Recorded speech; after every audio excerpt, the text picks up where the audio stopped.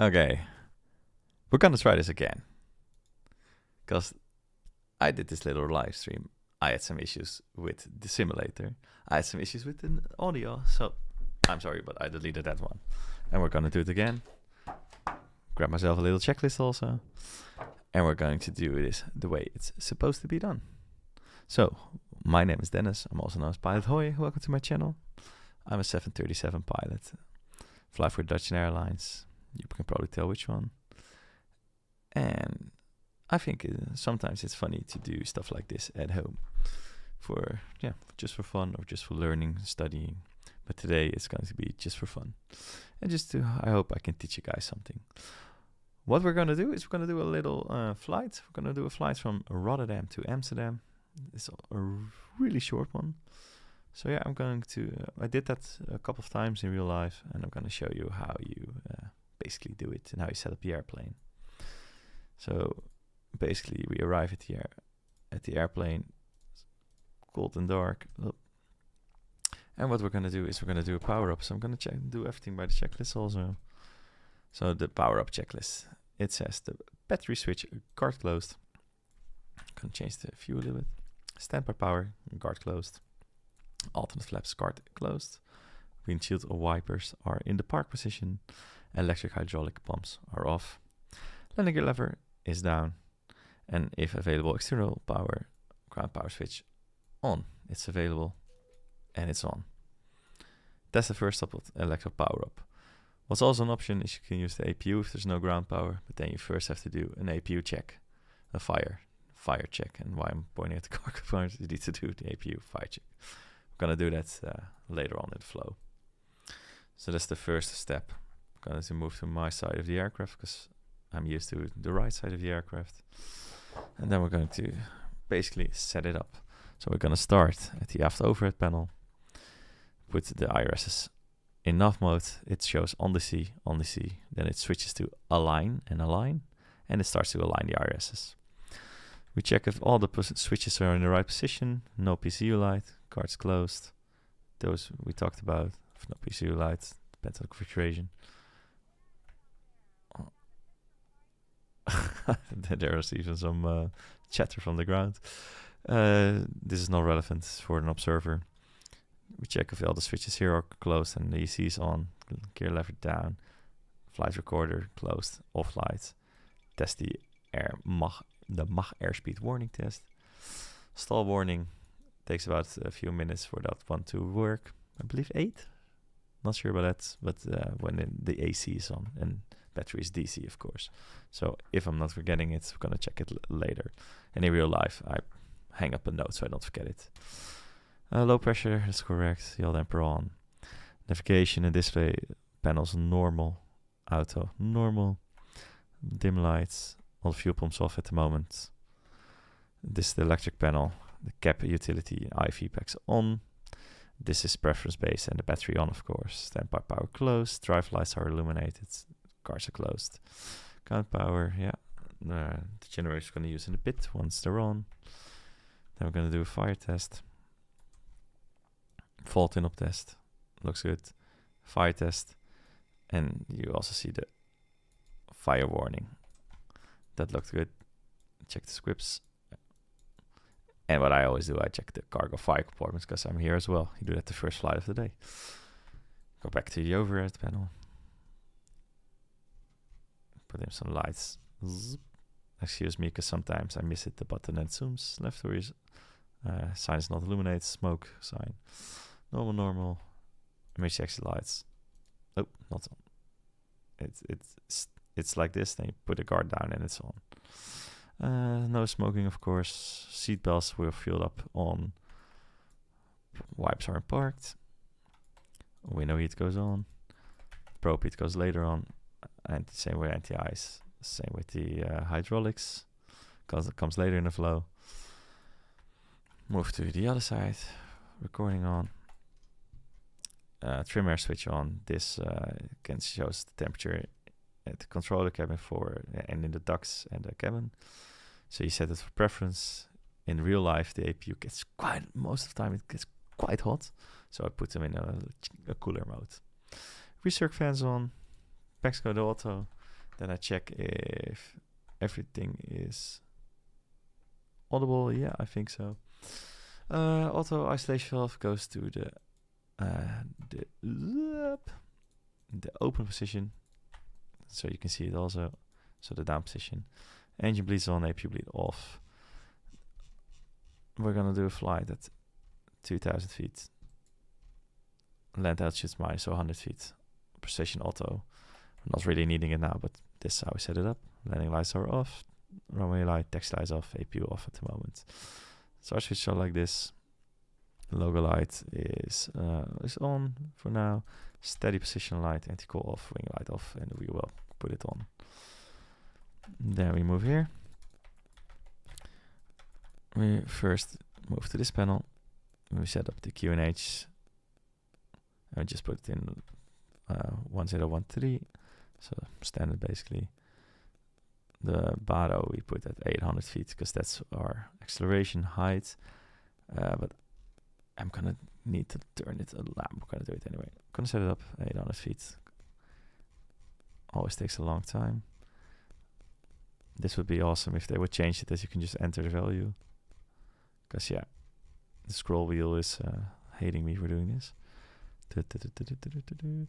So yeah, it's company procedure basically, and I'm used to accelerating at 800 feet, and it used to be 1500 feet, but we just changed that a year ago or something. So I'm used to doing that. So, and I'm not going to do something else because then I'm going to teach myself wrong stuff. So we're just putting that on 800. It takes such a darn long time. 800 feet. I like the flight path factor in the meters, so we put that on. VOR on. This one I put in the map mode. Small scale VOR2 on. Weather radar off now. I want airport information. Then we move down. I give myself some lights. Check the clock, reset it if necessary. Check the lights if they operate. And down. RTO. Reset the fuel. And check if there are any exceedances within the engine parameters and the hydraulic parameters, which aren't, if it isn't the case. Then all the switches here are down, no warnings. FMC is out of date because I'm not updating it at the moment because I do this too little. Put in Echo Hotel Romeo Delta in the reference airport. Next page, GPS. Set in the IRS position. So it allows it gives a value. So that's there. Then we go to the route. Echo Hotel Romeo Delta to Echo Hotel Alpha Mike. We are the Tango Romeo Alpha 41. I'm going to depart runway 06. Activate execute. We're going to arrive the ILS 06. Execute. Going to go to the next page. Make sure they are connected. And we can see that in a bit once the IRSs come on. So we've done that. So then we go to the performance. We are going to use a zero fuel weight of 43 tons. Why there's nothing there? Are we going to be annoying now? Why?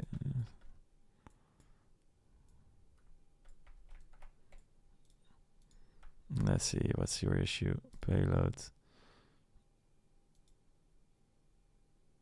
Oh, it's an LBS at the moment. I want it to be in kilograms. Sometimes you have this annoying thing. Variance snow system. Let's see. General info. Yeah, IPI kilograms. Yep. It should be working then. 40. Let's do 43 tons. Yeah, you see. Then it's working. Reserves to cost index. Then going to cruise at 2,000 feet. Execute. Gonna do 45 temperature reduction. I'm not going to calculate it now because we have absent tables for that, but it's going to take too long. But trust me, it will work. Flaps 5. Let's make the CG 20. Trim is about 5 then. Reset the trim. And then we continue with the speeds. So just take them from the box now. 122, 123, 133, 133. We set in the MCP. Probably VNAV. Flight directives of course on. Probably VNAV will arm, LNAV not, because the turn straight away. So we put in heading for now, and after takeoff we go to the LNAV.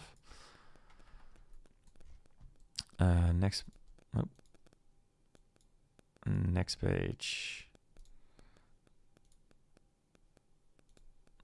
We change this to 800 feet because that's what I'm used to.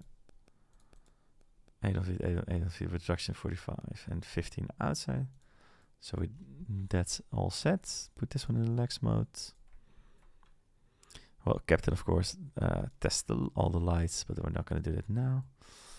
And checks, of course, the position of all controls and set up his side of the panel. Going to start the APU.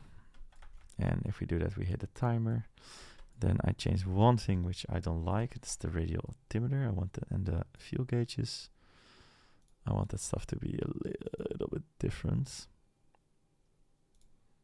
And making sure, because I changed some things, but I already can see that it didn't save it. So real quick, because otherwise we're not getting all the callouts. They need to fix this. This is so annoying. And just before I started, I changed it. And now it's already doing the same. Because heading, I noticed the track up. So I want the heading and I want this. Now it looks a little bit more than like I'm used to. I'm not saying that it all the way is bad, but just used to this setup. Then I hope that the... Oh yeah, here, look. It's also again doing is with the tiller. Tiller is also not connected, but now I'm connecting it to the yaw, because I don't want the issue that now that the rudders work. I don't see that one working. But the strange thing is, before I started, I set it up and it was working. Now again, it's not working. So we'll see that when we taxi out. Otherwise, it's going to be a rough taxi out. Sorry for that. So we did that. APU, other way around. APU is there. After 2 minutes of using the APU, you can give the bleeds. Now, of course, we didn't do this one. As you can hear, now it's working. So I didn't forget that. Hey. Since we're at a stand, we're almost ready. But let's run a little pre-flight checklist. Check the oxygen. Pre-flight checks the oxygen test 100%. Navigation, transfer, and display switches are normal and auto. The window heat is on. Pressurization mode selector is in auto. The flight instruments. We have a heading of 327, 327, 327. The altimeters are 1013, indicating 0 feet. Parking brake is set, and start levers are cut off. Pre-flight checks complete. We are ready for the start, so we're gonna start up. The flight deck door is closed and locked. But if we're gonna do our little setup here, we have 9. Well, that's a lot of fuel. Just gonna use it all, then we're not gonna change it. Then we can start this. We can put on the hydraulic pumps because we're doing a pushback. So the fuel, we got 9.8 tons with all pumps on. Passenger sign is on. Windows are locked. MCP. We have a V2 of 133. We have a heading of 2. No, it's gonna be 06 takeoff. So I'm gonna change that one to 25. It's going to be a heading of 060 something. An altitude of 2,000 feet. Takeoff speeds are 122, 123, and 133. See, pre-flight is complete. Rudder and aileron trim They are 3 and 0, and you can check it by using the buttons. It's not doing now. Text of takeoff briefing. We are currently at Charlie 3. Let's zoom out. I'm not using any charts here at the moment, so I can share, but we're taxiing out to the right, to the left, to Victor 1 for the runway 06. Once we reach the runway 480 knots, we'll stop for any abnormal indication between 80 knots and V1. We will only stop for an engine failure, any fire warning, clear and flight prediction of predicted winds here. After V1, we will continue on the runway track 3,000 feet. The SID, we're not flying SID, we're just flying basically a route from takeoff to the ILS 06. And we're going to do an ILS 06, so let's make that setup also. So that's 11055 for the ILS. Minimums will set once we're airborne. And we checked all the lights, weather, radar, frequencies. The other one we can set up with VOR for now, and the course is going to be 056. I'm going to also put it in at the other side, because otherwise it's going to give a course error, disagree error, how it's called. And that's set. So we did that basically. So the takeoff and taxi brief complete. Anti-collision on. At this moment we talk to the ground. They give us a signal that everything is clear. Everything is removed. Oh, and hi guys. Is this a level of a Zibo? This is Zibo. Yeah, sorry guys. I'm not looking at the chat constantly. I'm just trying to have a look every once in a while at the chat. So sorry. And yeah, it's a lot of fuel for this flight. So yeah, I think about 3 tons should be. But you know what? We're gonna change it anyway. 3 tons. That should be it. That's more than sufficient. So we kill the switches. It should say 3 tons then. Oh yeah, then we need to call the fueler of truck. Yeah. Yeah, I don't know if this is gonna work, and otherwise we're just gonna. Yeah, I'm gonna move we put the APU on. That's on, so we move the chocks and GPU. And yeah, I think this is not gonna work. So yeah, we're gonna basically do it with this. Or maybe I can change it in the config. Oh yeah, I can change it over here. I'm just gonna say we put in 3 tons. Cause yeah, so much fuel. Yeah, 3 tons, bam. That's there. So then we check the performance, and of course the numbers are a little bit lower. Text piece deleted. So the V1 is 112, 113, 125. We set up 125. So yeah, everything's set up. So yeah, then put this one on the takeoff ref, this one on the legs page. So the final pre-flight complete. You also always look at these numbers. That reduction is there if you use it. Can switch to this side, and I hope that the tiller is also working now because the hydraulics are on. Resetting this one. So great. So that's the anti-calls on. We're clear to start. So the next thing we do is we shut off the packs. Packs are off. Engine page is there, and we start the number 2 engine. And then I look at the chat again. Yeah, okay. Oh, I forgot to APU bleed. Up. If nothing happens, APU bleed. Because what you always have to do, of course, is when you hit the switch, check if something's happening. As you see, the N2 is increasing now. And as soon as the N2 hits 25%, and that's because the duct pressure from the APU, from the bleeder, is powering the N2. And as soon as it hits 25%, that is the number we use to start it. So now put in the start lever to idle. You see that the N1 will start to turn while the EGT is rising and the N2 continues to move up. You can also, if you paid good attention, you saw the fuel flow being like almost twice as high at the moment. Fuel pressure increasing, oil temp, everything's increasing. If not everything, but you get the point. As soon as we hit about 58, the start lever goes to off, and all the boxes are blanked, and we have started cutouts. And the red protection bug is gone. So we start to number 2. So now you guys can pay attention to different details. So you see that here's a red line protection that makes sure that if something happens, they automatically abort the start sequence. So we monitor basically the N2. monitor the EGT, and off. So as soon as this one reads it's 25% again, we put it again. Question is here: how do you do the anti start switches? On the right or both? Good question. Back to the game.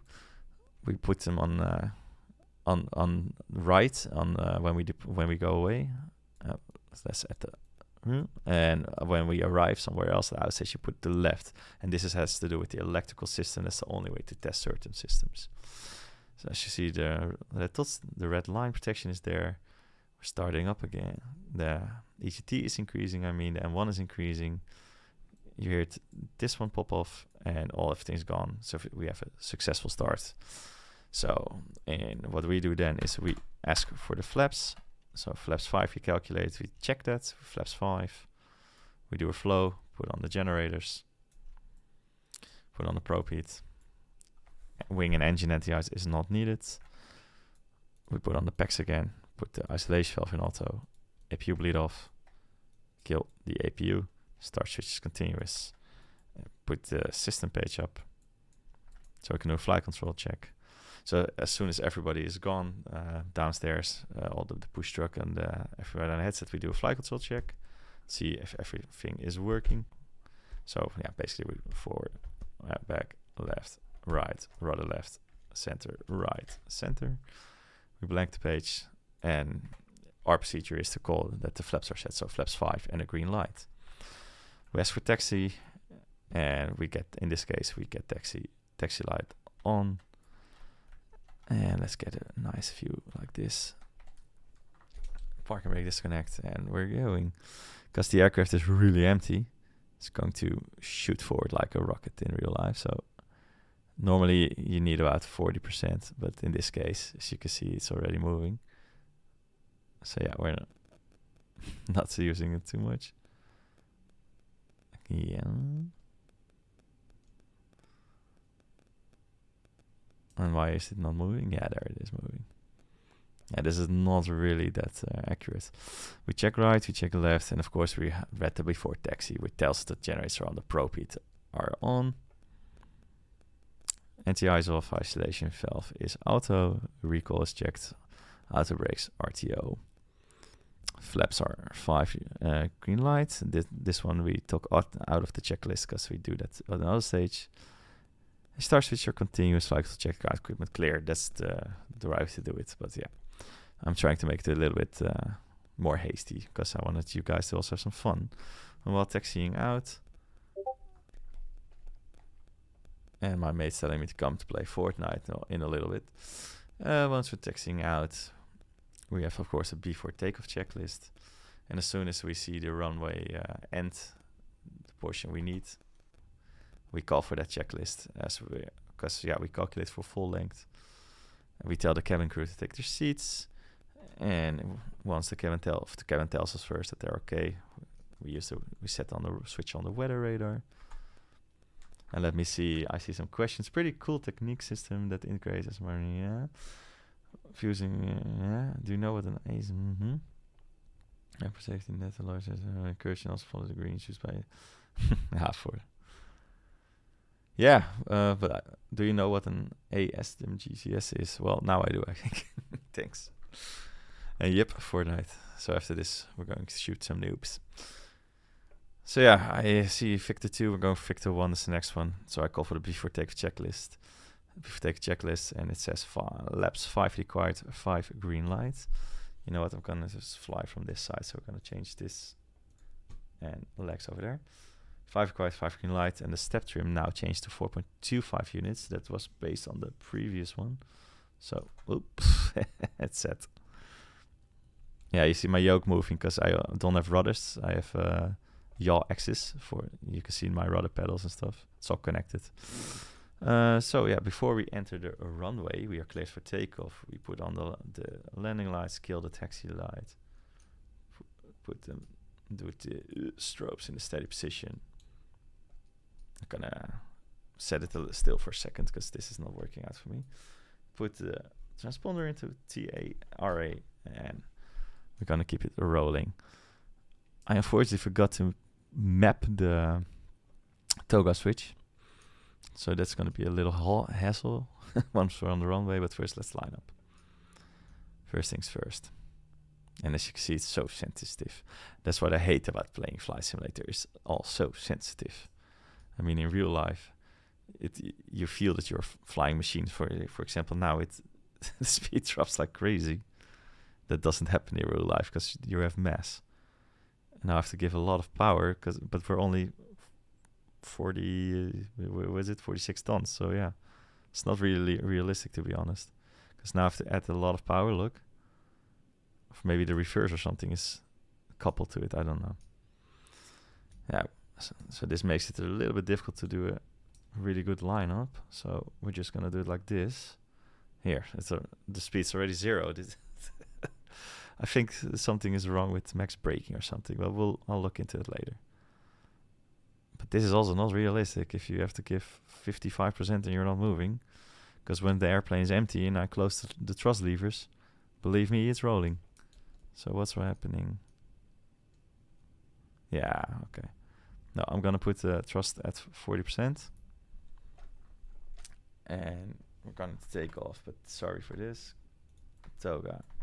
Hoppa, let's go. Take off.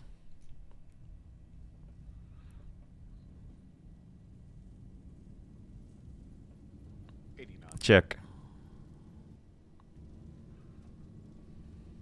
D1 rotate. Rotate. Positive rate. Gear up. And the gear is up. Yeah, I have to do it myself, of course. 400. And 400 feet. So we're gonna put on the autopilot, so it gives me some bits and bytes to do some stuff. So we're at 400 feet. N1. 1000. N1 means that we're going to accelerate. 1000 to go. Check. And check. So as you can see, this is pretty quick. Using reserve fuel. Well, disregarding that for now because that's not true. We're accelerating flaps 1. We're still in the heading, so we're going to switch to on-off and put in the Alpha Mike 110 on top. Flaps up because we passed the up speed. LNAV is on, as you can see. Align the heading. And we start prepping the approach into runway 06, also known as the Kaagbaan. Put in a 6-mile fix. The course is 56. We had already put that in 110.55. Kaag is identified, as you can see. Flaps 30 landing, 5 on the reference. The flaps are up, so we do the after takeoff checklist. Oh, stupid switch. Yeah. And after takeoff checklist that tells us the engine bleeds are on, the packs are auto, landing gears up and off, flaps up, no light. And put this off again. Gonna put it to 3, well, to 2 because we're really light, so we don't need that much space at the moment. Well, basically what I did with the circle, I want to be stabilized 50 miles. 50 miles. I want to be gear down flaps 15, I mean. Within the circle before entering the circle. That's the procedure I'm used to, so I'm using that. So yeah, we're basically going to do that. So we're already happy and set with the ILS. Going to give the other side also the ILS.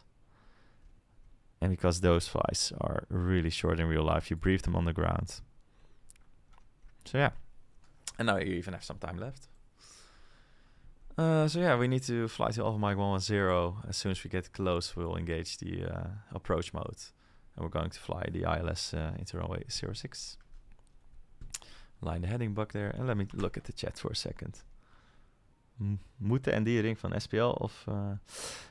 no, basically what we do, it's a company procedure. So we use the ring to make sure we're in a correct energy state to reduce the number of unstable approaches. Because if you are gear down flaps 15 within 6 miles, 6 DME, yeah, it's easier to manage the energy state. Because if you would be up speed, no flaps, 6 miles, it's going to be quite a hassle to get stabilized. And when you do that prior, so you do it 6 miles before the landing, you have all the time in the world to stabilize the aircraft. So good question. It's basically traffic display for the air. Oh yeah, cool. No, I didn't know that. What's the maximum age to start the ATPL? There is not really a maximum age as far as I know, but the thing is, Reset MCP alt, 2000 is sufficient for now. The thing is, with the starting your pilot training, you may need to make sure that's worthwhile for you. I mean, I was old. I was 29 starting. Got my job at 31, 32, and that's quite old actually. But yeah, it is possible. So yeah, don't let me the one to discourage you. But if the older you are, the more difficult the study can be in finding a job. I armed the approach mode. 4-lock glide slope is armed. The FMC, the VNAV is already reducing because it calculated that we need to reduce our speed. So it set it to up speed. And because we are in LNAV, VNAV, so lateral and vertical track, LNAV is guiding us towards the point, as you can see. VNAV is guiding our altitude and speed. Going to align the runway track. I'm already going to arm the speed brakes before I forget it. 4-lock single channels. So flying a single channel approach 4-lock. Going to flaps 1 and straight down to flaps 5 because I want to be stabilized. 7.1 DME, 7 DME now. And I want to be gear down flaps 15, and there are of course limit speeds. Gear is to 70, flaps 15 is to 15 something on top of my head. So gear down, flaps 15, speed 15. We intercept the runway contact, glide slope captured NSP speed. So we're already on approach. Gives me a little bit of time to check some chats. What I do before I was a pilot, I was a marketing manager. Something completely different. Maar welke vis gebruik je dan? What basically I'm using a FMC generated fix, so it's not a VOR. It's not a. It's just a point within the FMC. Flaps 30, FOS. Start switches continuous landing checklist. The flaps. Let's do the entire land checklist now, because and start switches are continuous. The speed brake is, as you can see, armed. Landing gear down, flaps 30, green light, landing checks complete. So now the fun begins. This is also very inconvenient when doing this alone. Yeah, shut up. Yeah. So manual control. And the thing is, the less you do in the simulator, the more stable you are. But in real life, you have the wind. So it's not going to be like that in real life. But the thing is, we're flying in flaps 30 approach with really low speed. So that means for me it's a little bit different than I'm used to, because normally I have to check and check. Normally I have to aim lower than this. It needs 3 degrees. It's a 3-degree glide path, but the pitch to have this and the speed is a little bit different. Need a little bit more speed now. So it's basically pretty hard to fly an empty airplane, to be honest with you. And the landing, that's always, it doesn't want to sit down, and minimums checked. So yeah, basically it's quite difficult to fly an empty airplane. It's fun. I think it are the most fun flights out there, but it's hard work because it's short.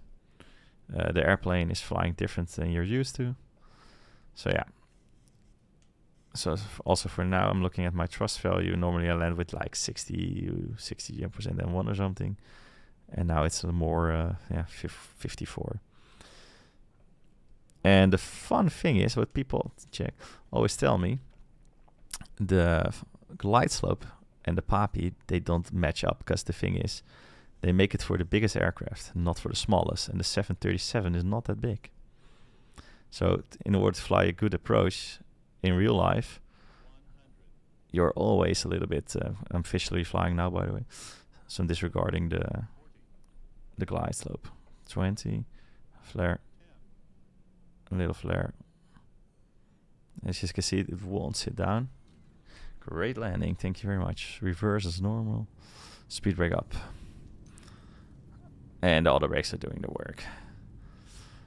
But it's really difficult to land, to land an empty airplane, basically.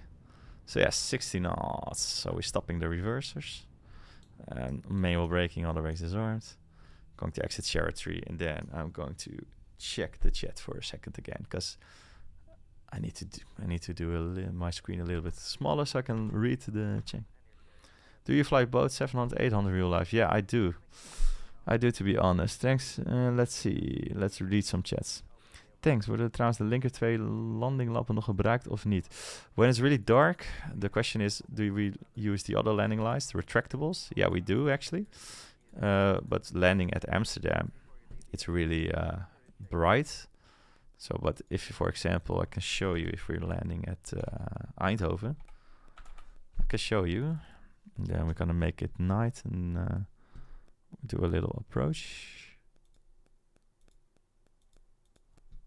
Special start. Let's do. Oh no, those are the airport start. Oh yeah, here. I'll put it on approach so you can see. Confirm.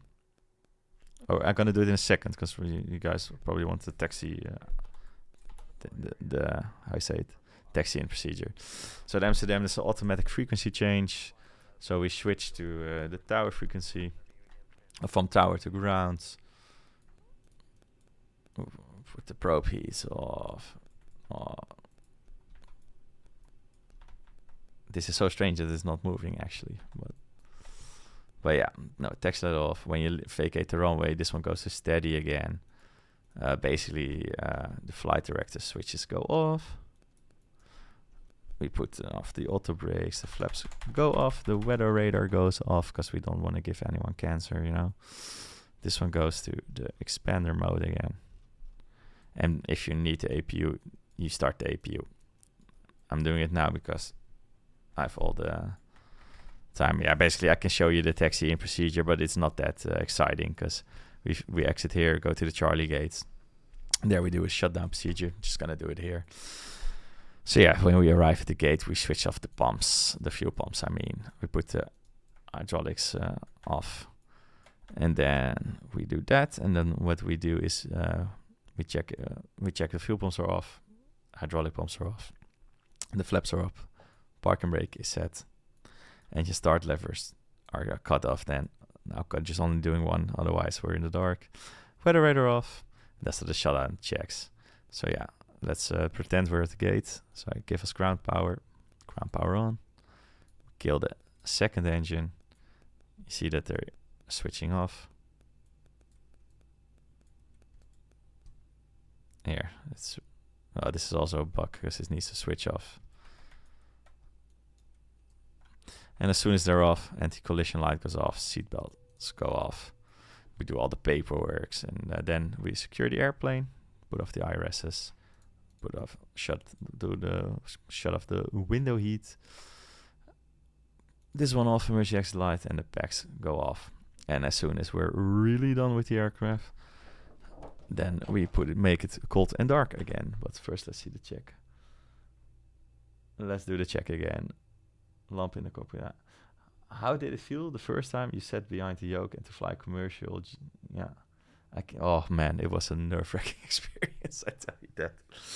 It's nerve-wracking because the 737 is a bitch to fly. It's a jet. It's real, and whew, it was an exciting day, and I still remember it when I think about it. Yeah. So yeah, then when we want to power down, this one goes off.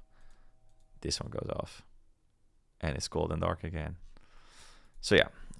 But regarding the question of you use the other landing lights, I'll show you.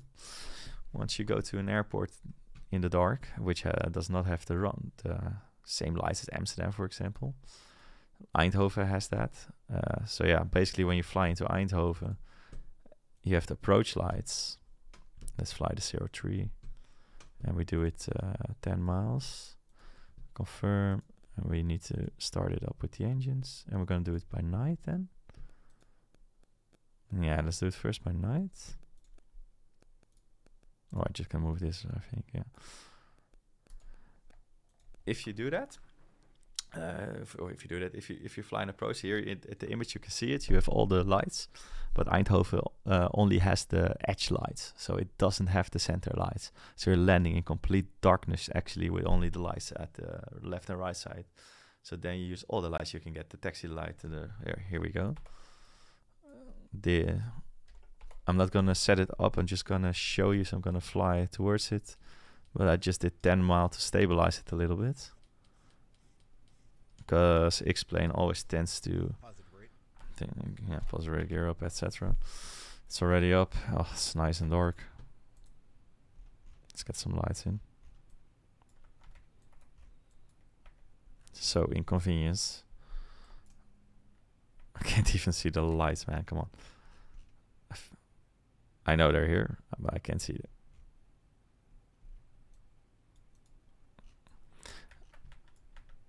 Now, I'm just gonna move the airplane a little forward. It's not about landing, it's about just showing you the difference. Oh, they didn't simulate it well, because as you can see, it has the light.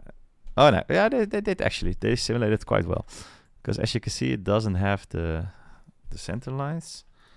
So I'm just gonna put us a little bit lower, so disregard all the warnings, etc. I just want to show you. So let's stabilize a little bit. Yeah, putting down the gear, etc. Disregard all the warnings, because this is pure demonstration. Yeah. This is so annoying if you want to show you something and you're so unstabilized. But these lights are, I'm gonna pulse it. These are just the landing lights. And then if you use the other ones, the retractables, it adds a lot of light, as you can see. So basically need to put, so if you kill them again,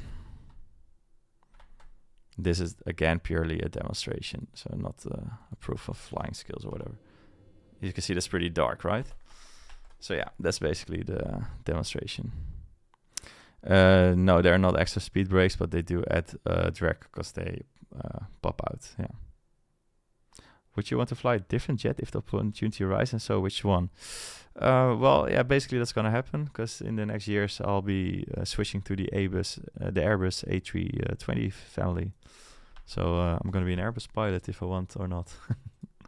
And of course I'm excited for the process, but yeah, for now the 737 is the only big aircraft I've ever flown. So yeah, it's gonna be exciting to do the type rating, I guess. So I don't know if you guys have any other questions. Yeah, that's quite a big difference, but an exciting time. Well, I'm gonna miss my Boeing. So yeah, for now I'm gonna keep on flying the Boeing for as long as I can. So yeah, I don't know if you guys have any other questions, anything you want to see. Otherwise, I'm going to end the stream and I'm going to do something else. I'm going to play a little bit of Fortnite. Because yeah, basically they summoned me. So what do you do? It's weekend. So thanks for watching. If you like my content, just please follow me on YouTube, Instagram. Give up a like and some comments. And thanks for the interaction. Much appreciated, guys. Thanks. Yeah, yes. The question is if I'm already checking out the Airbus, and yeah, I am. But don't know when I have to start the type rating. I think in the next year after that. I don't know, to be honest. But yeah, I'm already playing a little bit. How much difference is there in flying full motion sim compared to the real thing? Yeah, the difference is actually quite huge. The thing is, you start in a static simulator, so it doesn't move. So basically, like what we're doing here, and then you switch to the full flight simulator, and that's a real ease to fly then, because you finally feel what you are doing. So they call it the seat of the pants flying. So basically, you give thrust, you feel it accelerating, you feel the pitch up, you feel everything that's happening. So it makes it really easy to, yeah, of course, you're scanning your instruments all the time. But the small changes you really feel already. So you feel the nose dropping, you feel the nose rising. So you already counteract that by doing what's necessary. But in real life, that seat of the pants feeling is way, yeah, it's even more, of course. So it makes it way easier again. So basically, it's really hard to fly simulator or Xplane, whatever you're doing, or a static simulator, because you don't get any feedback. Yeah, you feel the yoke getting heavier if you don't trim. But you need to scan the instruments. While if you fly something that moves with you, you already feel what's happening. So yeah, it's a big difference, to be honest. Good question, though. So yeah, I don't know if you guys have any other questions. Oh, I closed the observer. I accidentally closed the observer server menu, so I can't see your comments anymore, guys. But thanks a lot, and I see you next time. And yeah, let me know if you liked my stream. Have a good night.